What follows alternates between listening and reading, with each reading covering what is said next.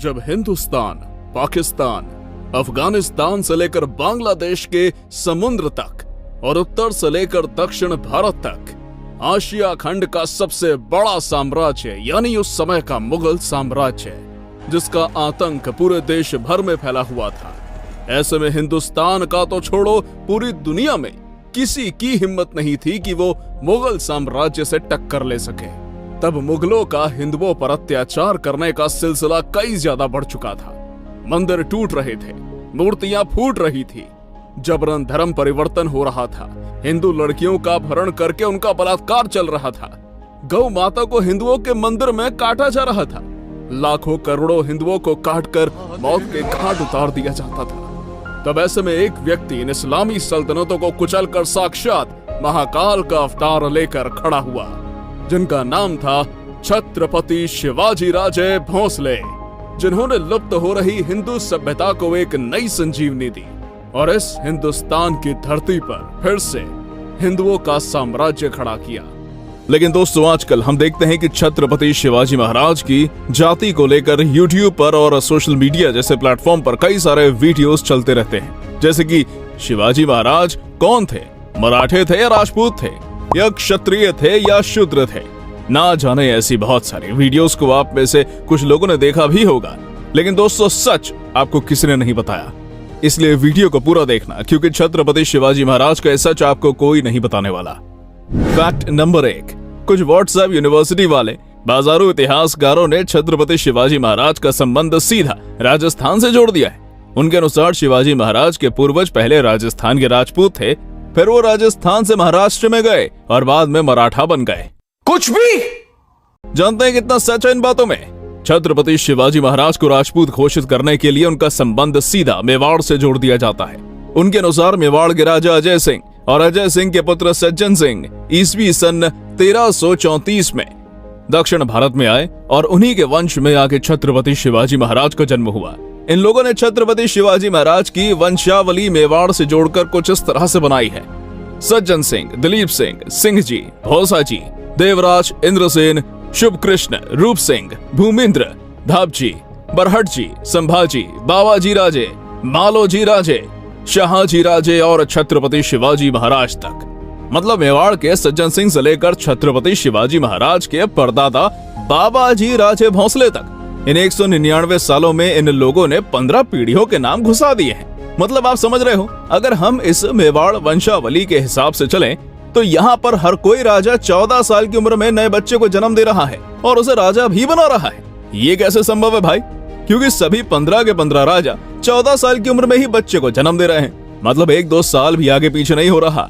इससे यह वंशावली पूरी तरह से झूठी साबित होती है, क्योंकि छत्रपति शिवाजी महाराज का जन्म 19 फरवरी 1630 को हुआ और अब 2022 चल रहा है। मतलब अब 392 साल हो चुके हैं।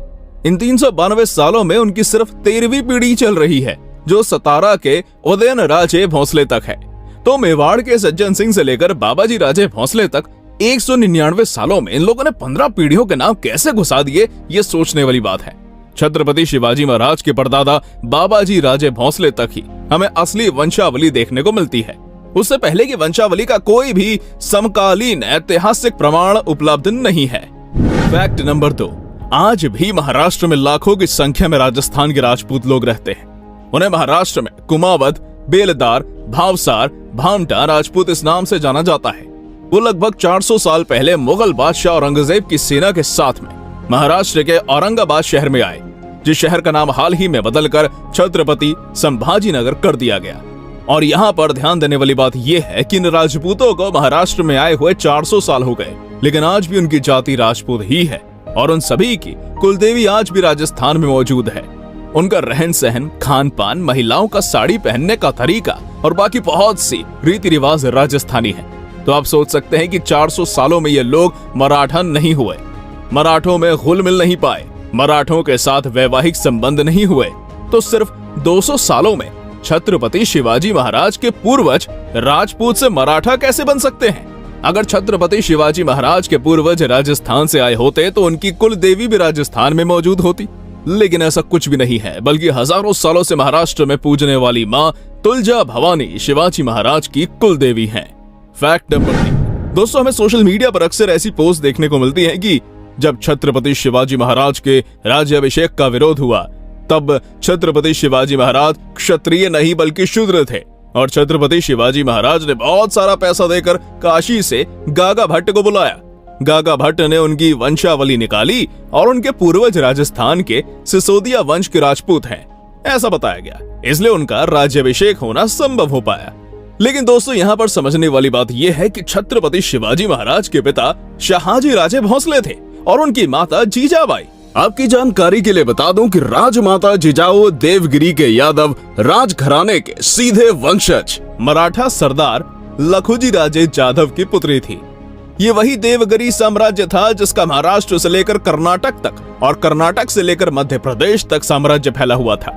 इतने बड़े साम्राज्य के वंशज लखुजी राजे जाधव ये असल यदुवंशी क्षत्रिय थे जो भगवान श्री कृष्ण के कुल से थे। उन्होंने अपनी पुत्री जीजाबाई का विवाह शहाजी राजे भोंसले के साथ करवाया। अगर शहाजी राजे भोंसले का कुल क्षत्रिय नहीं होता तो लखुजी राजे जाधव अपनी पुत्री का विवाह शहाजी राजे भोंसले से क्यों करते, लेकिन उन्होंने करवाया। इसका मतलब साफ है कि शहाजी राजे भोंसले का कुल क्षत्रिय मराठा था। और दूसरी बात, छत्रपति शिवाजी महाराज की 8 पत्नियां थी जो सभी उच्च कुलीन 96 कुली क्षत्रिय मराठा कुलों में से थी, जिसमें निम्बालकर, शिर्के, मोहिते, पालकर, विचारे, गायकवाड़, जादव, इंगले ये सभी राजवंश थे। इन सभी क्षत्रिय राजघरानों ने अपनी राजकन्याओं का विवाह शिवाजी महाराज के साथ करवाया। अगर छत्रपति शिवाजी महाराज का कुल क्षत्रिय नहीं होता तो बाकी क्षत्रिय मराठा राजघराने अपनी पुत्रियों का विवाह छत्रपति शिवाजी महाराज से क्यों करवाते, लेकिन उन्होंने करवाया। इसका मतलब साफ है कि भोंसले कुल क्षत्रिय मराठा था।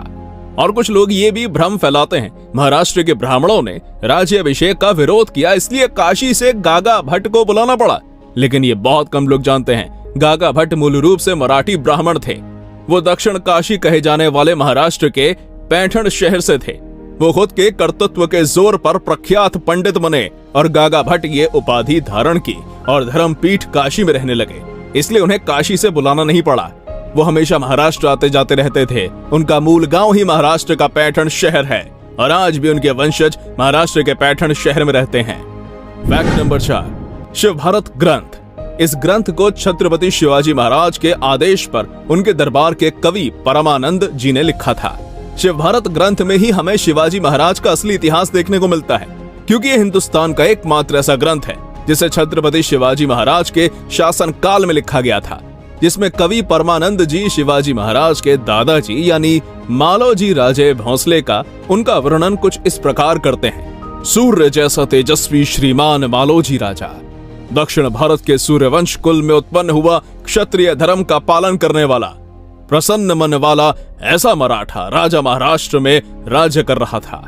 ऐसे शिव भारत ग्रंथ में भी कवि परमानंद जी ने शिवाजी महाराज के दादाजी मालोजी राजे भोंसले को सूर्यवंशी क्षत्रिय मराठा इस नाम से उल्लेखित किया है, जहां पर हमें कहीं पर भी राजपूत शब्द का उल्लेख देखने को नहीं मिलता।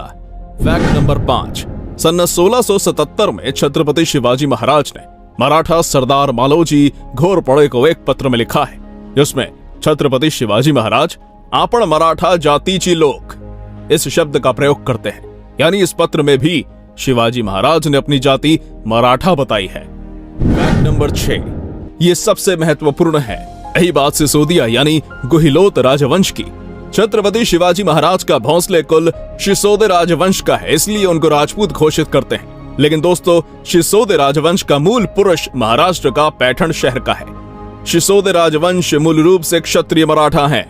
इसका इतिहास ऐसा है कि ईसा पूर्व 6ठी शताब्दी में यानी आज से 2600 वर्ष पूर्व तक हमारे हिंदुस्तान में 16 महाजनपद थे। उनमें से 15 महाजनपद उत्तर भारत में थे और एकमात्र अश्मक महाजनपद दक्षिण भारत में था। इस अश्मक महाजनपद की राजधानी प्रतिष्ठानपुरी थी, यानी आज के महाराष्ट्र के छत्रपति संभाजी नगर जिले के गोदावरी नदी के तट पर बसा हुआ पैठण शहर। भगवान श्री राम के कुल के ईक्ष्वाकु राजवंश के अश्मक नाम के राजा ने इस महाजनपद की स्थापना की थी, इसलिए इस महाजनपद को अश्वक महाजनपद कहा गया और इसी कुल को आगे शिसोदे कहा गया। उसका ही अपभ्रंश उत्तर भारत में सिसोदिया हो गया, जिस प्रकार शिंदे का सिंधिया हो गया।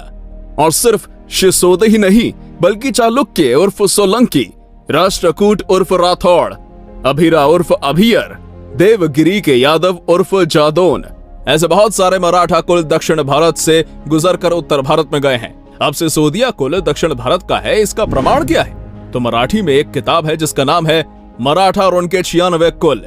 रामकृष्ण कदम द्वारा लिखित पेज नंबर 36 पर साफ लिखा है कि सिसोदिया कुल मूल रूप से महाराष्ट्र के पैठण शहर से है और उसकी एक शाखा बाद में नासिक से होते हुए मेवाड़ गई। और उन्होंने इस बात का रेफरेंस राजपूत भाट लोगों का ग्रंथ राजकुलाख्यान का दिया है। इस पेज का फोटो भी आपकी स्क्रीन पर दिख रहा होगा। ये हो गया मराठी ग्रंथ का प्रमाण। अब आपको राजपूतों के ही ऐसे ग्रंथ का प्रमाण देते हैं जिसको कोई नकार नहीं सकता। राजस्थान का पहला स्वदेशी आद्य इतिहासकार मोहता नैणसी, ये राजपुताना का इतिहास लिखने वाले हिंदुस्तान के पहले व्यक्ति थे। इसके अलावा वो जोधपुर के महाराजा जसवंत सिंह के दीवान भी थे। इनका जन्म 1610 में हुआ था, यानी छत्रपति शिवाजी महाराज से भी पहले। उन्होंने राजपूतों के 36 कुल कहां से उत्पन्न हुए इसके बारे में जानकारी अपने ग्रंथ महंता नैरासिरी ख्यात में लिखी है। इस ग्रंथ में सिसोदिया यानी गोहिलोत वंश की उत्पत्ति के बारे में वो कुछ इस तरह से लिखते हैं कि सिसोदिया यानी गोहिलोत वंश के पूर्वजों का राज्य पहले दक्षिण में नासिक त्र्यंबकेश्वर में था, बाद में वो नासिक से मेवाड़ आए, ऐसा साफ लिखते हैं। अभी आपको इस ग्रंथ का फोटो स्क्रीन पर दिख रहा होगा, आप वीडियो को पॉज करके देख सकते हैं। तो इन दोनों प्रमाणों से यह साबित होता है कि गोहिलोत यानी सिसोदिया कुल मूल रूप से दक्षिण भारत का क्षत्रिय मराठा राजवंश है। दोस्तों, ऐसे बहुत सारे रेफरेंस हैं, लेकिन इस छोटे से वीडियो में बता पाना संभव नहीं है। अगर कोई मूर्ख आपको छत्रपति शिवाजी महाराज के पूर्वज राजस्थान के राजपूत बताता है, ऐसा बोलता है, तो उनके वीडियो जरूर दिखाएं। दोस्तों, इस वीडियो के माध्यम से किसी भी जाति या समुदाय को ठेस पहुंचाना हमारा उद्देश्य नहीं है, लेकिन कोई छत्रपति शिवाजी महाराज के इतिहास के साथ छेड़खानी करेंगे तो उसका विरोध करना और लोगों तक सही जानकारी पहुंचाना हमारा उत्तरदायित्व है। अगर वीडियो पसंद आई हो तो लाइक करें, शेयर करें और चैनल को सब्सक्राइब करना मत भूलिएगा।